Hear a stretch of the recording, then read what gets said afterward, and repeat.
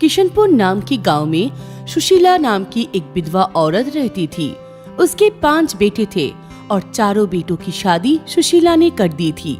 बहुत साल बीत जाने के बाद भी उन्हें एक भी संतान नहीं हुई थी।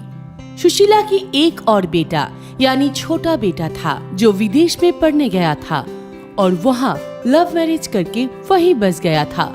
ऐसे ही एक दिन एक साधु महाराज सुशीला के घर में भिक्षा मांगने आता है। भिक्षां देहि माते, भिक्षां देहि। बहुत भूख लगी है, कोई घर के अंदर है तो कुछ मुझे खाने को दे दे। सुशीला साधु महाराज की आवाज सुनकर बाहर आ जाता है और साथ ही साथ उनके चारों बेटे और बहू भी बाहर आ जाते हैं।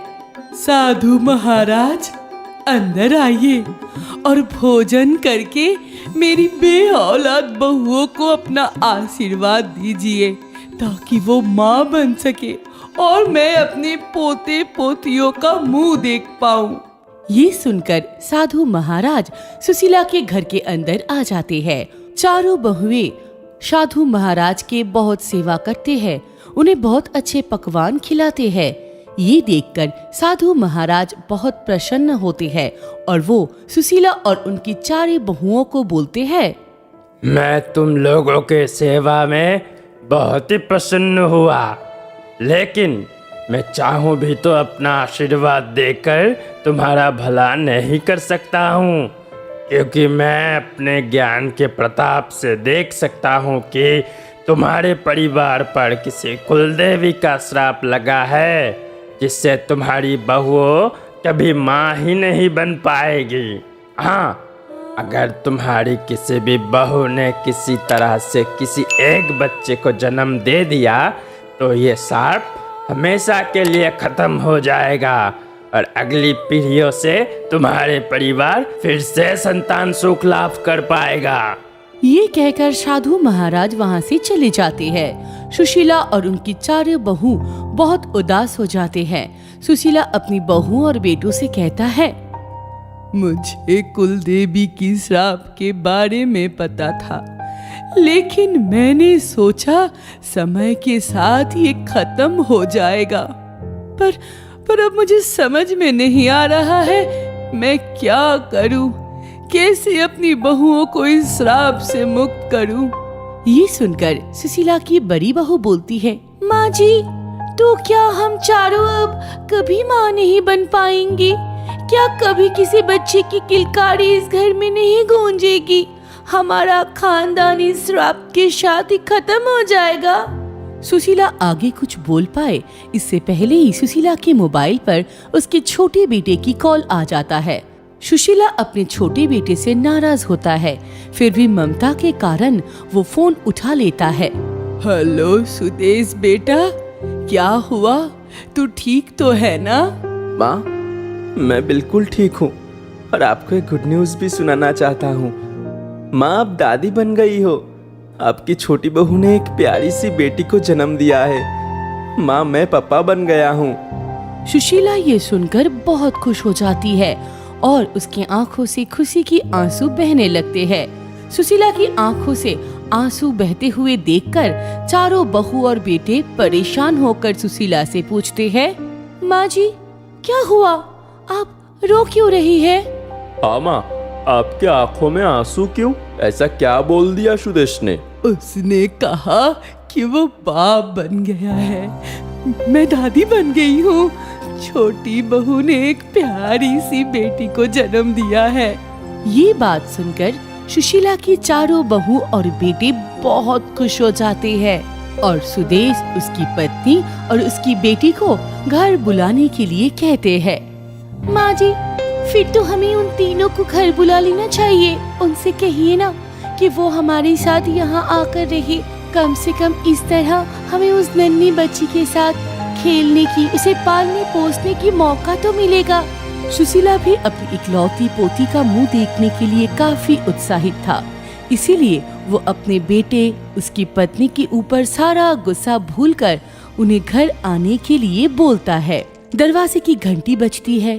बड़ी बहू दरवाजा खोलता है तो देखता है कि सामने सुदेश अपनी नन्ही सी बेटी को लेकर खड़ा हुआ है। अरे देवर जी, आप आ गए, आओ अंदर आ जाओ। और छोटी देवरानी जी कहाँ है? वो नहीं आई आपके साथ?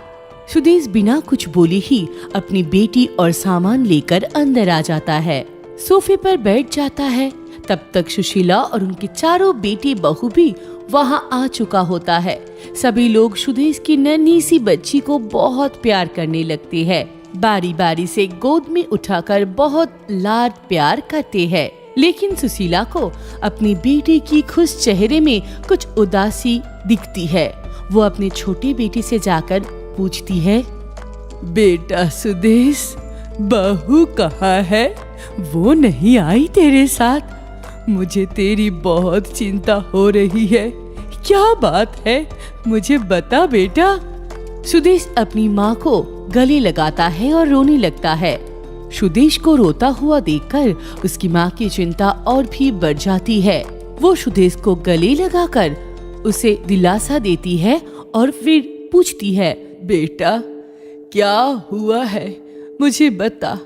इतना साल दूर रहा लेकिन हमारे दिल से तू कभी भी दूर नहीं था, और तुझे ऐसा देखकर मुझे बहुत चिंता हो रही है।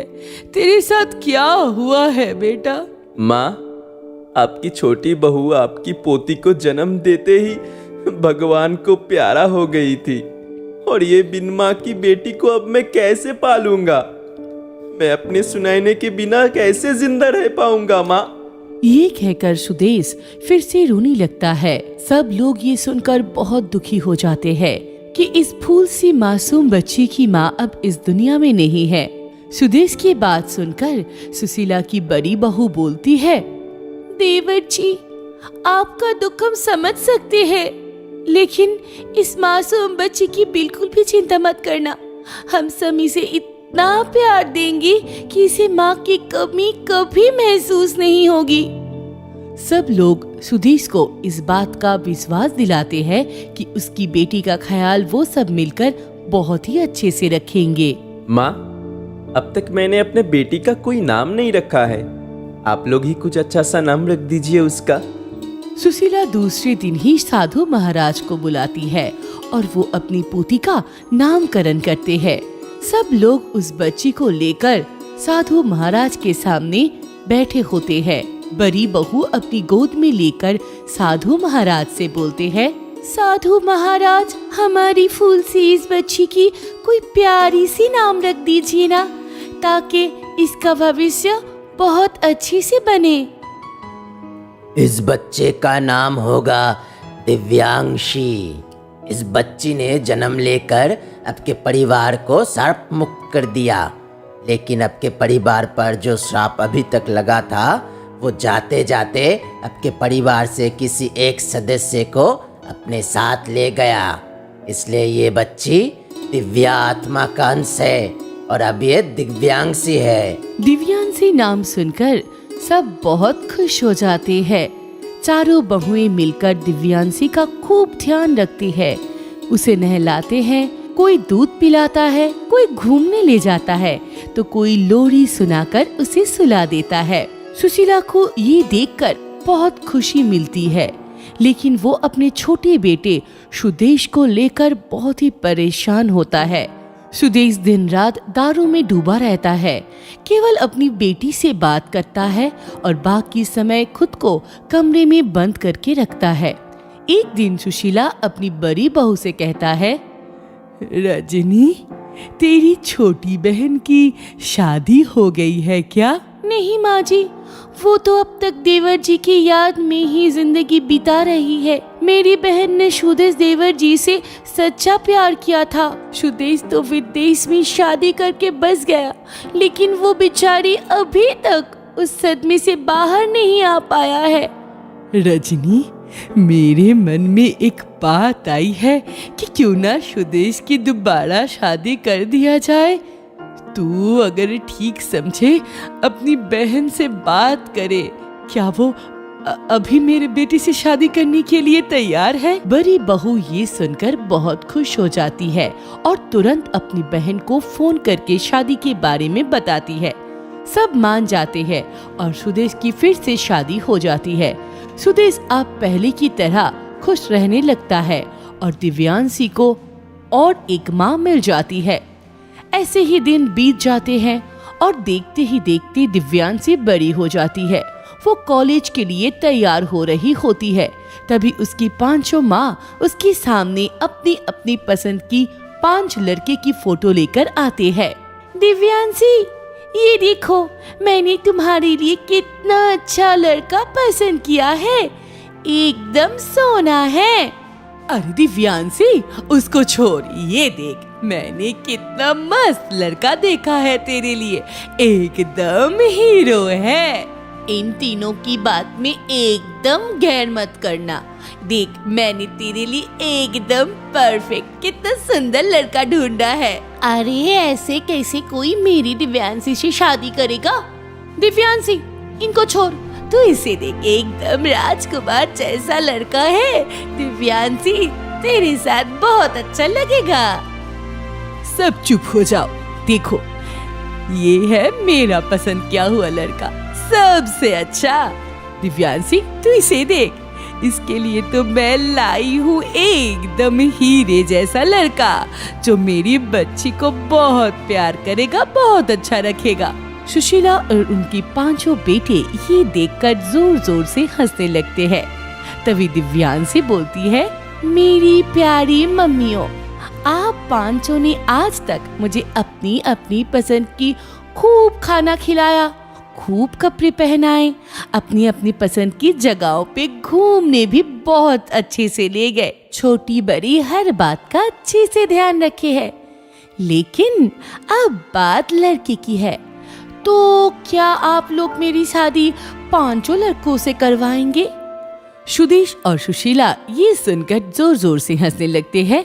सुशीला बोलती है, मेरी बच्ची, तू परेशान मत हो, अपनी पढ़ाई पर ध्यान दे, उसे पूरी कर। और तुझे कोई लड़का पसंद आया है तो अपनी 5 माँओं को कह दे, नहीं तो ये 5 मिलकर तेरी शादी अपनी अपनी पसंद के 5 लड़कों से करवा देंगे। ये सुनकर 5 बहुएं शर्मिंदा हो जाते हैं और सुदेश बोलता है, तू बहुत ही खुशकिस्मत है मेरी बच्ची, जो तुझे इतना प्यार मिल रहा है। तेरी एक माँ को भगवान ने छीन लिया है तो क्या हुआ, उसके बदले में 5 माँ दे दिया तुझे। क्या हुआ? कुछ खाने लायक घर में नहीं है क्या? सुबह से अब तक कुछ भी नहीं खाया। कुछ है तो जल्दी दे दो, मेरे पास ज्यादा वक्त नहीं है। अभी देती हूँ। कल का थोड़ा सा बासी भात था, उसमें नमक मिर्च डालकर दिया है। अपने लिए कुछ भी नहीं रखा है क्या? अगर रखा है तो वह भी मुझे दे दो, इतने में मेरा नहीं होगा। सच? और नहीं है, और रहता भी तो तुम्हें ही दे देती। क्यों नहीं है? सब कुछ खा लेती हो क्या? कुछ काम धंधा करके मेरे खाने पीने का इंतजाम नहीं कर सकती हो क्या? परेश गुस्से में हाथ के सामने जो भी बर्तन मिला उसे फेंककर बाहर चला गया। परेश के जाने के बाद बगल वाली चाची आई और तनु को संभालने लगी। अरे बेटी, रो मत, रोने से कुछ नहीं होगा, तुमको कठिन होना पड़ेगा। तुम जैसी लड़कियों की जिंदगी तो ऐसे दुख भरा ही होता है। तुम्हारा पति शहर के एक गुंडा है, हमेशा नशे में डूबा रहता है। मैं क्या करूं चाची, वो हर बात पर मुझे मारती है, मेरी कोई बात नहीं सुनती। ये सब लड़का ऐसा ही होता है। सुन, उसे पुलिस की धमकी दिया कर, इससे शायद वो तुझ पर अत्याचार करना कम कर दे। मैं चलता हूँ, कोई जरूरत पड़े तो मुझे बुलाना। चाची चले जाने के बाद तनु पिछली घटना के बारे में सोचने लगी।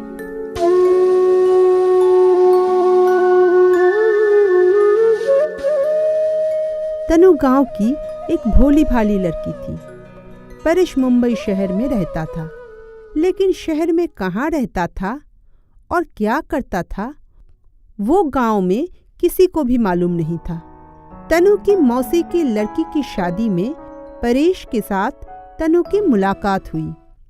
आप कहाँ रहते हैं? मैं मुंबई में रहता हूँ, इस शादी के लिए आया हूँ। तुम्हारा घर कहाँ है? सामने जो तालाब है उसके किनारे पर छोटा सा गांव है, वहाँ पर हमारा घर है। ये मेरी मौसी की घर है। आप करते क्या है? मैं वहाँ मुंबई में ही काम करता हूँ। वहाँ मेरा बहुत बड़ा कारोबार है और बहुत अच्छा घर भी है। ऐसी बातों बातों में दोनों एक दूसरे के करीब आ जाते हैं। शादी खत्म हो जाने के बाद परेश तनु से कहता है,